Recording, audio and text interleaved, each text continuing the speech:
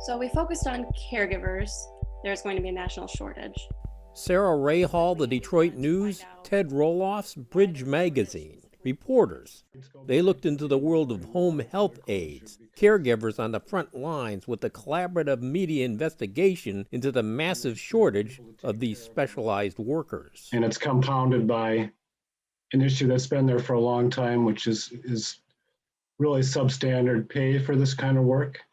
So it's hard to attract and retain people to do this over time. And COVID-19 has only made things worse. The industry had an estimated 82% turnover rate in 2018. Another estimate, in Michigan we're short 34,000 workers out of a workforce of 120,000. 5 years from now, a shortage of 200,000 workers as our aging population keeps growing. Were you surprised with what you found? No, frankly, I've been reporting on issues touching on this for quite some time.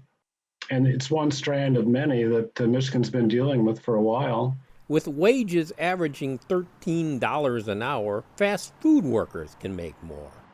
To get enough hours, caregivers need to travel to multiple clients. 90% of people would love to stay in their own home and grow and die in their own home. But in many cases, that process is only possible at some point if someone can come in the home and help with basic needs, in some case, greater needs. But a lot of people have turned to nursing homes, which have taken a very hard hit during the pandemic, and nursing homes have just not been an option for many people. Some people need help just with cooking and cleaning. People need help bathing, maybe getting up in certain situations.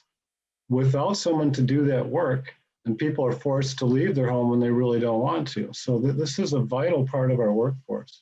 It's not always just taking people to the grocery store and getting their groceries for them or helping them to and from places. It's feeding them, caring for them, being there for them when their family isn't, and being a part of their family. And the caregivers that we talked to felt more stress than ever. Direct care work can be dangerous, not just the risk of COVID. Moving and lifting old disabled people can cause injury. Detroit was so much different. There's 1 in 5 caregivers lack transportation. Car insurance costs, mass transit struggles, child care issues.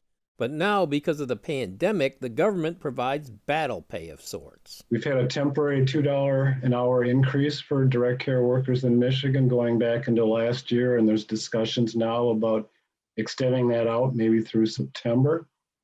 That helps, but that alone will not solve this problem. Everyone that we've talked to has said that there is a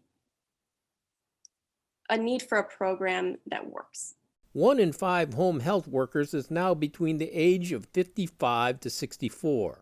How long can they keep going? In Detroit, they want to encourage more people to join the industry when they're younger.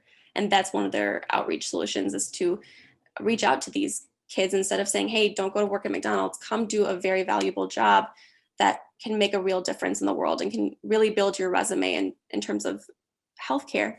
And it's somewhat working. They're getting a lot of people in the ages of 21 to 28 who want to take this on as a part-time job. Rahal and Roelofs reports were supported by the Solutions Journalism Network. They've revealed some ideas not much seen in the news until now. But did you find much coverage in recent years about home care? We rarely found articles that really dove deep into caregiving solutions and agency solutions and what people were doing that was unique. We really had to dig and hunt for things that we could refer back to. In looking in this project, we tried to find some concrete solutions. What are some hopeful things that can be done? And one of the things I looked at was there's a cooperative out in New York City that was started, I think, way back in 1985.